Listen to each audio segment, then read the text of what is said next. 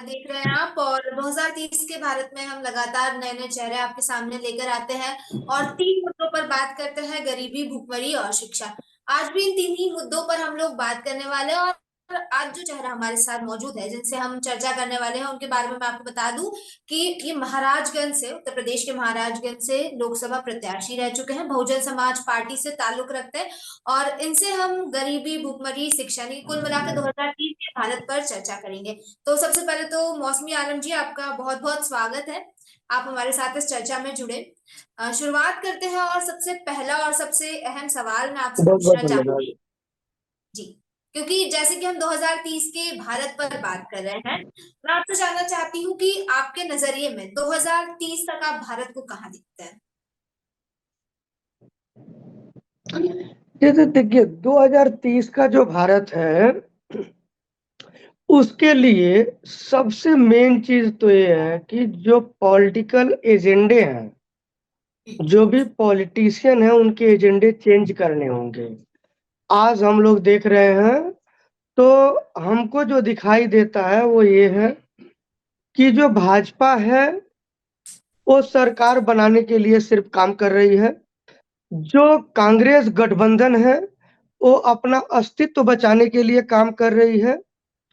जो आप बोल रहे हैं कि भूखमरी, शिक्षा या बेरोजगारी, जितनी भी चीजें हैं, इसके ऊपर कोई भी पार्टियां ठोस तरीके से काम नहीं कर रही हैं। अगर यही स्थिति इन लोगों का रहा तो आगे का समय बहुत चिंताजनक होगा। और अगर हम लोगों ने इन एजेंडे को अगर जनहित में काम किया या अपने मुद्दों को चेंज किया तो जरूर आने वाला समय अच्छा होगा। अभी तक क्या, मैं जैसे आपके अगर जिले की बात करूं, महाराजगंज की बात करूं, तो क्या स्थिति है वहां पर? महाराजगंज में जो स्थितियां हैं वो, अगर मैं आपको बोलूं तो बहुत अच्छी नहीं है। क्योंकि वहां पे क्या है, शिक्षा का जो स्तर है वो बहुत पीछे है।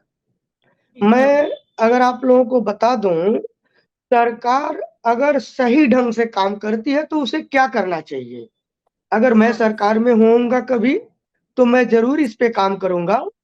आज के समय में अगर शिक्षा को बढ़ाना है तो आपको सबसे पहले, आज आप देख रहे हैं कि जितने भी आईएएस ऑफिसर हैं देश के अंदर, 85% से ज्यादा आईएएस ऑफिसर, ये सभी लोग जो है सरकारी स्कूलों से पढ़ाई करके आए हैं।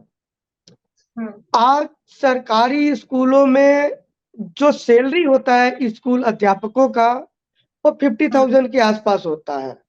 लेकिन लोगों के अंदर इस बात की जागरूकता नहीं है कि जिस प्राइमरी स्कूल में 1,000 रुपया फीस दे के वो लोग पढ़ाते हैं, जहाँ पे टीचर 10,000 रुपया पगार लेता है, वो क्या पढ़ाई करेगा।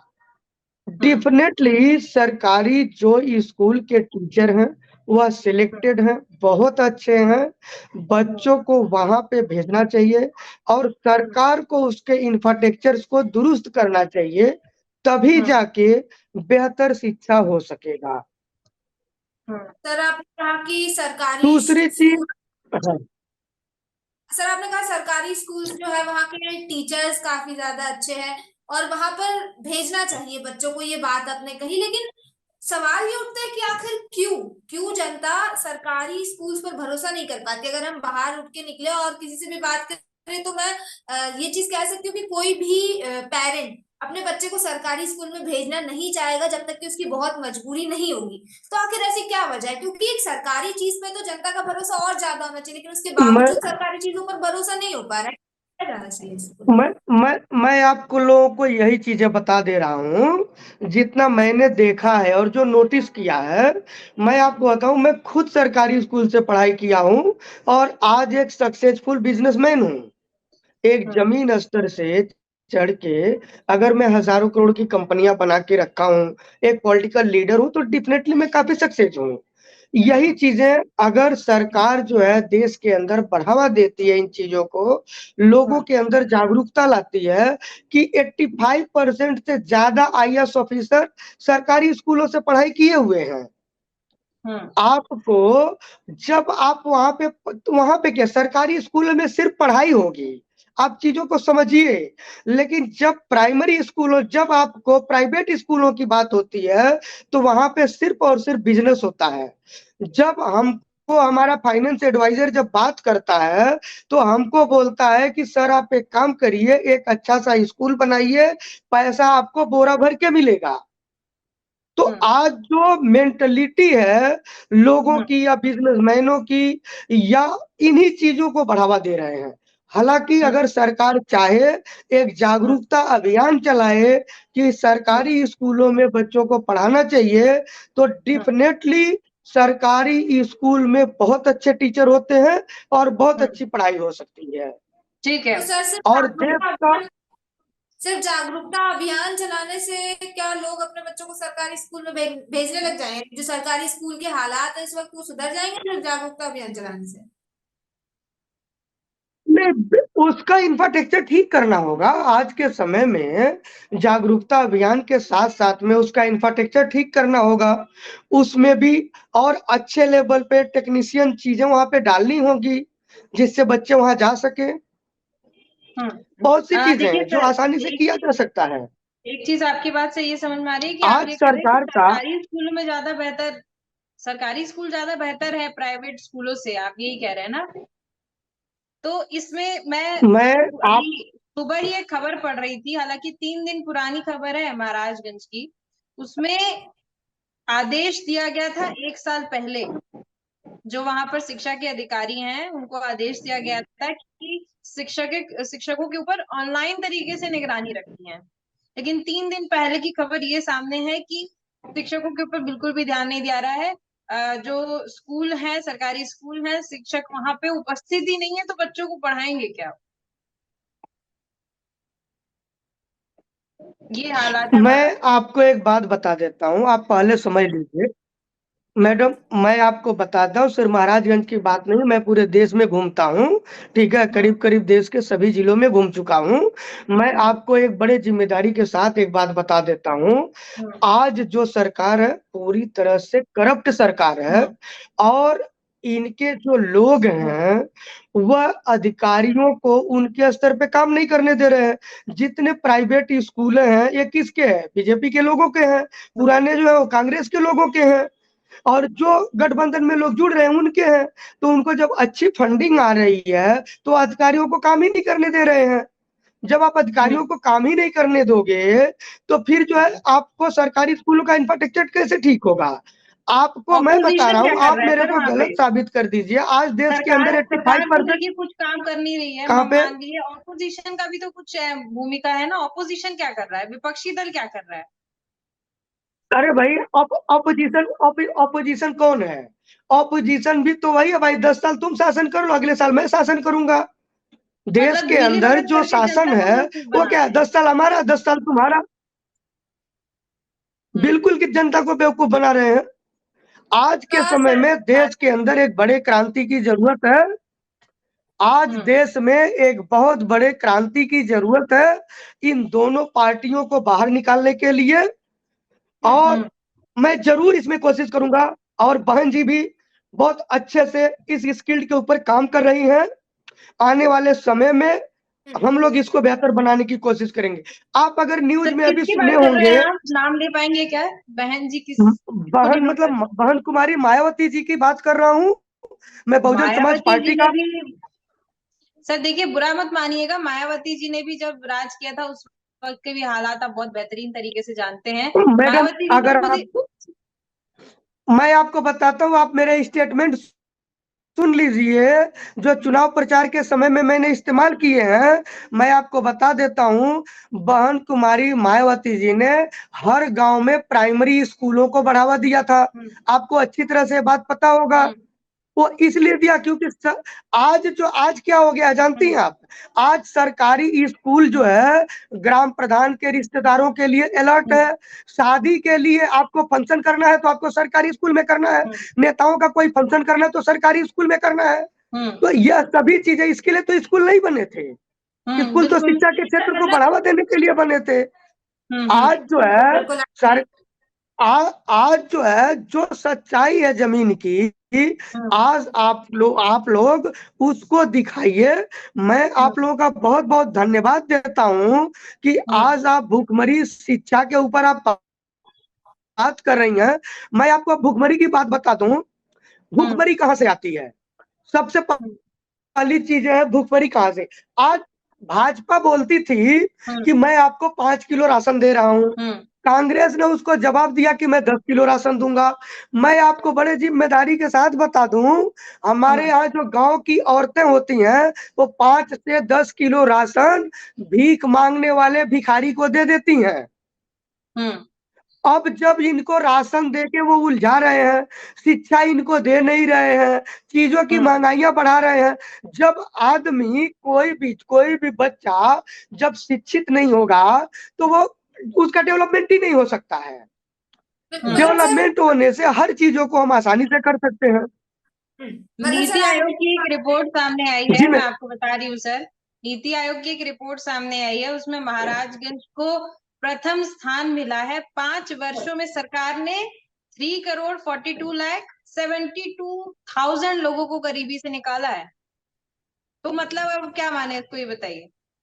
मैडम, गरीबी से निकाला है, किस स्तर पे निकाला है?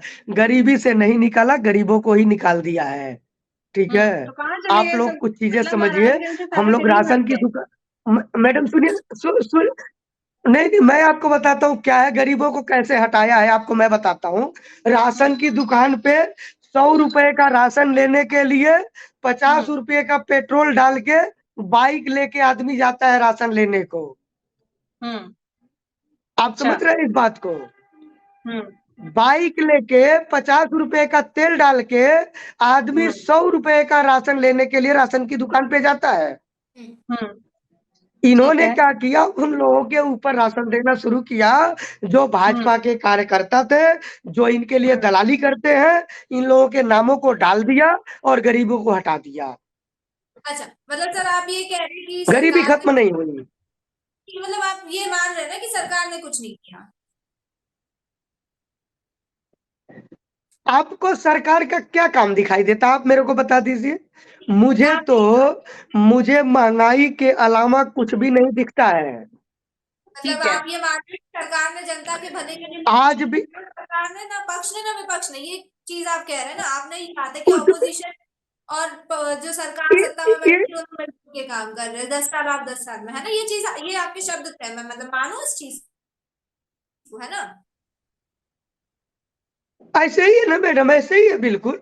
आप आगे भी देखिए, अभी सरकार ज्यादा से ज्यादा 6 महीने के अंदर चेंज हो जाएगी। ठीक है सर, आपकी बात मान लेते हैं। अगर आपने कह रहे कि सरकार ने कुछ नहीं किया, ना सत्ताधारी पक्ष कुछ कर रहा है, ना विपक्ष कुछ कर रहा है, तो देखिए सरकार तो कुछ नहीं कर रही। ठीक है, अब ये बात मान लेते हैं। इतने साल हो गए, 75 साल हो गए आजादी को। आजादी के बाद से यही चीजें लगातार चली आ रही है।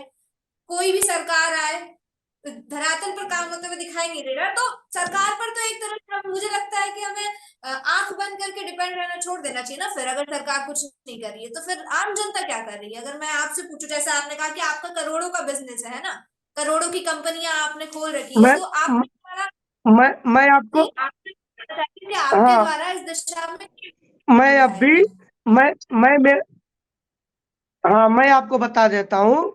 मैं महाराजगंज के अंदर अभी 5.5 एकड़ जमीन लिया चुनाव हारने के दूसरे दिन, और उसके अंदर मैन्युफैक्चरिंग यूनिट को, इंडस्ट्री को बैठाने के लिए मैंने उसका डॉक्यूमेंटेशन कर रहा हूँ। नवंबर के महीने में उसे चालू करूंगा। हमने बोला था 5 लाख लोगों को मैं रोजगार दूंगा अगर मैं चुनाव जीतता हूं तो, और 50,000 लोगों को सरकारी नौकरी दूंगा। लेकिन वो नहीं हो पाया, मैं चुनाव हार गया। फिर भी जो लोग मुझे वोट दिए, तो ही क्यों देंगे? चुनाव जीते बिना नहीं दे सकते हैं क्या आप? मैं उस जैसे दिशा में आपने काम कर कहा रहा हूँ। कि भारतीय जनता पार्टी या कोई भी ऑपोजिशन पार्टी जो है वो 5 किलो राशन दे रही है, 5,000 रुपए दे रही है, तो दूसरा वाला 10,000 रुपए दे रहा है। आप भी तो वही कर रहे हैं कि मैं जीतूंगा तो मैं इतनी नौकरियां दूंगा, बिना जीते देके। हाँ, तो बिना जीते दिया हूँ। आज के डेट में मेरे पास 2000 से ज्यादा वर्कर काम करते हैं। आज के डेट में फैक्ट्री जो आप एस्टेब्लिश कर रहे हैं उसकी 2000 बात कर रही हूँ। क्या चीज? तो सरकारी जो नौकरी आपने मेरे सिग्नेचर से तो होगा नहीं ना। सरकारी नौकरी तो मेरे साइन से नहीं होगा, मैं तो प्राइवेट हाँ। नौकरी ही दे सकता हूँ लोगों को, वो तो मैं दे रहा हूँ। इंडस्ट्री बैठा रहा हूँ, इंडस्ट्री के अंदर लोगों को कारोबार दूंगा, हम्म। बिल्कुल वो दे मैं रहे तो वही करूंगा, वो मैं कर रहा हूँ। बिल्कुल ठीक है, वो चीजें सामने दिख रही हैं। लेकिन जब हम जैसे आपके जिले की बात कर रहे हैं, महाराजगंज जिले की बात कर रहे हैं, जैसे ही आप खुद जब आप पढ़ते होंगे, न्यूज अपडेट्स पढ़ते होंगे, तो आप महाराजगंज के बारे में अगर जानने की कोशिश करेंगे ना, तो उसमें साफ दिखा रहा है कि महाराजगंज आज की डेट में सबसे बेहतरीन बन चुका है। शिक्षा के क्षेत्र में, गरीबी के क्षेत्र में। नीति आयोग की रिपोर्ट बता रही है, आप कह रहे हैं कि कुछ भी नहीं हो रहा है। तो यहाँ ये जनता सब तो असमंजस ये आयोग किसका है? आयोग को मॉनिटरिंग कौन करता है? वही मैं कह रही हूँ कि नीति ये आयोग पे सभी चलिए आयोग, भरोसा कोई कर नहीं रहा है। आपको सुनिए ना मैडम, आप सुनिए ना, आप लोग यह बात बढ़िया से जानते हैं, जहाँ पे सीएम तक सेफ नहीं है जिस देश के अंदर, भ्रष्ट है, नो डाउट भ्रष्ट है, लेकिन अगर सीएम जेल में चला जाता है, सभी आयोग जो है सरकार इस्तेमाल कर रही है, तो नीति आयोग भी तो पूरी तरह से सरकार के कंट्रोल में है, वो सही काम कैसे कर सकती है? आप जमीन पे घूमिए, सुनिए, मैं आपको बताता हूँ, मैंने पूरे जिम्मेदारी के साथ जितने भी न्यूज दिए हैं, सभी वाइट्स के अंदर मैंने बताया है कि आप मेरे साथ घूम लीजिए। मेरी गाड़ी अगर आगे चलेगी तो पीछे की जो गाड़ियां हैं वो धुंध से दिखाई नहीं देती हैं। यह है रोड का वहां पे इंफ्रास्ट्रक्चर। हर साल जो है कम से कम हजारों एकड़ गेहूं की फसल जलती है महाराजगंज के अंदर। मैंने डीएम साहब को बोला कि गेहूं की फसल तैयार होने से पहले आप नहरों में पानी छोड़ दीजिए, मानसून ठंडा हो जाएगा, और अगर मानसून ठंडा नहीं भी हुआ, आग लग भी गया, तो उस पानी की मदद से गांव के लोग आग को बुझा लेंगे। लेकिन उन्होंने ऐसा नहीं किया। आज हजारों एकड़ खेतियां जल जा रही हैं, आप बोल रही हैं कि वहां पे सरकार ने काम किया है। अब बताए वो जो हमको, अब देखिए सामने जो नीति आयोग की रिपोर्ट से आंका जा रहा है, उससे तो ये समझ में आ रहा है, लेकिन वास्तविक स्थिति जानना था, इसलिए हम आपसे जुड़े, आपसे जान रहे हैं। चलिए मान लीजिए कि आप चुनाव जीत गए, मायावती जी बहन की सरकार आ गई, उसके बाद महाराजगंज को कैसे बदलेंगे? क्योंकि अभी तो हालत बद से बदतर है, हर जगह महाराज हाहाकार सुन मचा लीजिए, हुआ है। मैं आपको बड़े जिम्मेदारी के साथ एक बात बता देता हूँ। महाराजगंज डिस्ट्रिक्ट बनने के बाद वहां पे आपको पता है मुख्यालय नहीं था। बहन जी की सरकार, बहन जी की जब सरकार बनी हमारे यहाँ पे, एक भी एमएलए उनका नहीं था, एक भी एमपी उनका नहीं था। कभी भी बसपा का एमपी आज तक नहीं हुआ महाराजगंज में। जो महाराजगंज के अंदर में अगर बहन कुमारी मायावती जी के विकास कामों को अगर हटा दिया जाए, तो 5 भी ऐसे बिल्डिंग नहीं है जो किसी दूसरी सरकार ने किया हो। यह महाराजगंज की स्थिति है। अभी शिक्षा के क्षेत्र की अगर आप बात करेंगी, तो बहन कुमारी मायावती जी की सरकार में आप लोगों ने देखा होगा, उर्दू अरबी जो यूनिवर्सिटी है लखनऊ के अंदर, वो बहन कुमारी मायावती जी ने बनाया था। उनके सरकार में हाँ, ये लखनऊ में जो है बहन कुमारी मायावती जी ने बनवाया है। ठीक है, इसके बाद मैं आपको बता देता हूँ, आपको नहीं लगता सर कि समुदाय स्पेसिफिक पार्टी चली जाती है? नहीं ऐसा नहीं है। देखिए समुदाय पर नहीं, फोकस कर लेना। आपको मैं बताता हूँ, बहुजन समाज पार्टी का जो नारा है, सर्वजन हिताय सर्वजन सुखाय, और इसके ऊपर पार्टी ने काम किया है। आज तक जितने टिकट दिए एमएलए एमपी या किसी के लिए, सभी के लिए दिया है। इसके अलावा जब सरकार बनी तो मिनिस्ट्री में भी सबको इन्वॉल्व किया है। कोई भी ऐसा धर्म और जात का आदमी नहीं है जो इस पार्टी में नहीं होता था भाजपा की तरह। ठीक है, तो इसको जो है ना सिर्फ बदनाम किया जाता है, क्योंकि सबको पता है कि बहन कुमारी मायावती जो है वो दलित समाज की है। अगर वह देश की मुख्यमंत्री या प्रधानमंत्री बनती हैं, तो आज के समय में जो लोग हैं, जो अलग अलग पार्टियों के लोग हैं, ये लोग उसको एक्सेप्ट नहीं करना चाहते हैं कि एक दलित समाज की महिला जो है आज जो है मतलब प्रधानमंत्री बने। नहीं तो मैं आपको बता देता हूँ, जो इन्होंने अभी इस चुनाव में जो गलतियां हुआ, उत्तर प्रदेश में जो है मतलब उत्तर प्रदेश में संविधान खतरे में था। लेकिन बाकी के स्टेट में संविधान खतरे में नहीं था। वहां पे इस मुद्दे को नहीं बढ़ाया गया। संविधान खतरे में होने की बात सुन के दलित और मुस्लिम डरता है और उस डर का इन्होंने फायदा उठाया। बहन कुमारी मायावती जी को इसका खामियाजा भुगतना पड़ा।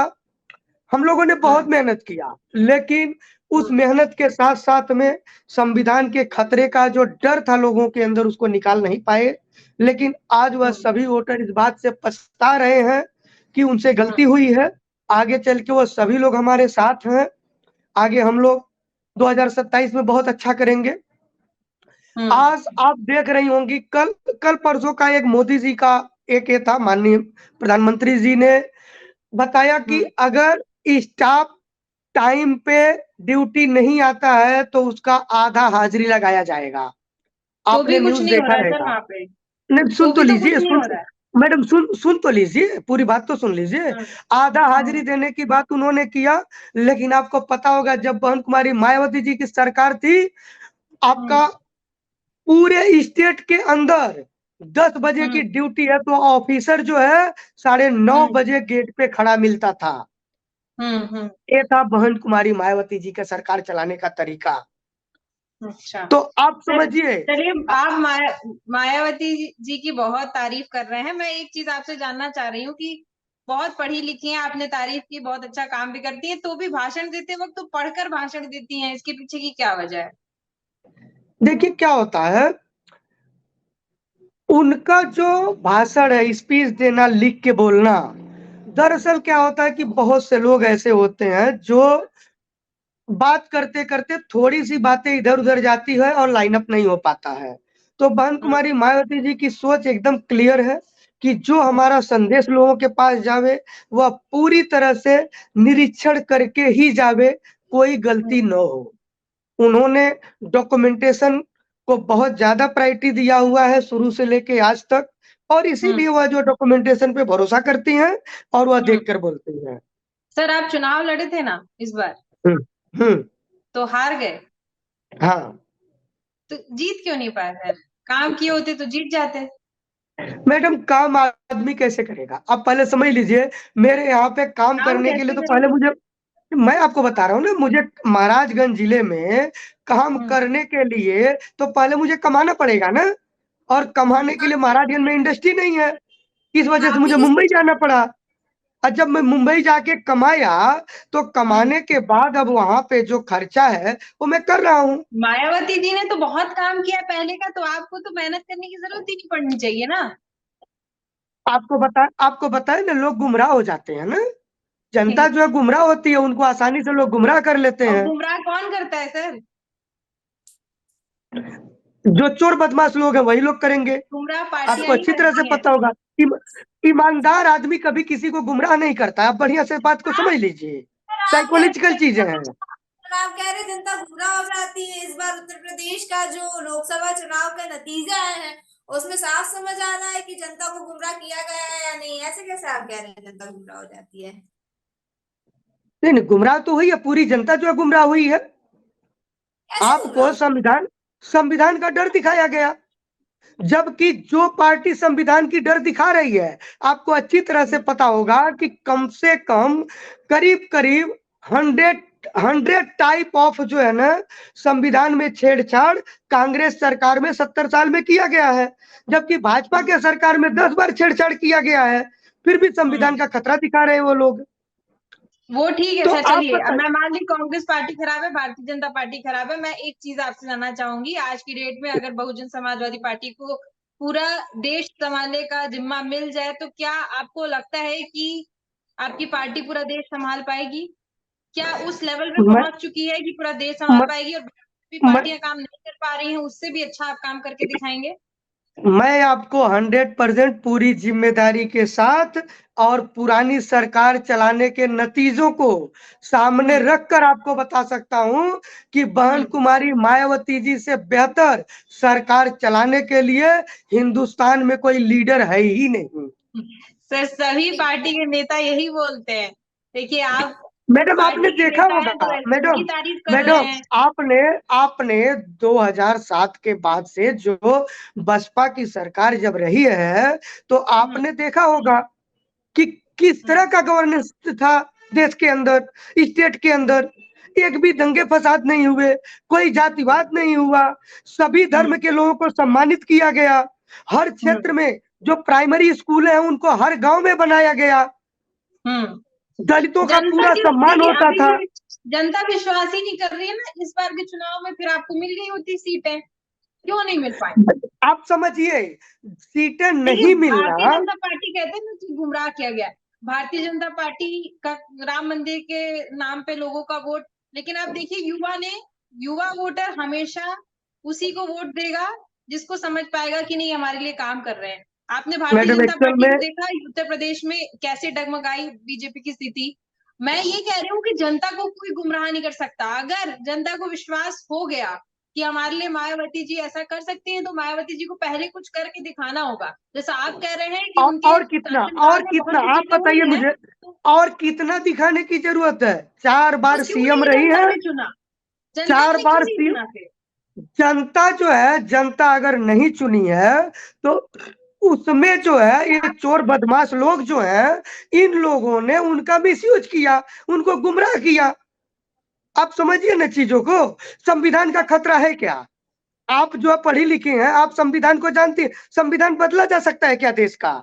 पूरी क्रांति आ जाएगी देश के अंदर। देश के अंदर इतनी क्रांति आ जाएगी कि रोड पे लोग खड़े हो जाएंगे। बसपा खत्म नहीं हुई है, संविधान को कभी मिटाया नहीं जा सकता है देश से। और इस बात का डर दिखाकर लोगों को, अनपढ़ लोगों को गुमराह किया गया। चलिए, मायावती जी की आपने बहुत तारीफ करी। मायावती जी के बाद आपके सबसे पसंदीदा नेता किसको आप मानेंगे, ये बताइए। अगर मायावती जी के पास अगर किसी नेता को अगर मानने की जरूरत है तो मैं आपको बताता हूँ, ममता बनर्जी जो है एक अच्छी लीडर है, सच्चाई के लिए हमेशा लड़ती है। उत्तर प्रदेश में अगर मैं फोकस कर लूं तो उत्तर प्रदेश में तो कोई भी लीडर नहीं है। कोई भी उत्तर प्रदेश के अंदर जो भी लीडर है वो सिर्फ धार्मिक है। उनको धार्मिक होने के अलावा और कुछ भी नहीं करना है। आज के समय में जितनी भी पार्टियां हैं वो सभी पार्टियां और सभी लीडर वो अपने अस्तित्व की लड़ाई लड़ रहे हैं। जनता के लिए कोई लड़ाई नहीं लड़ रहा है।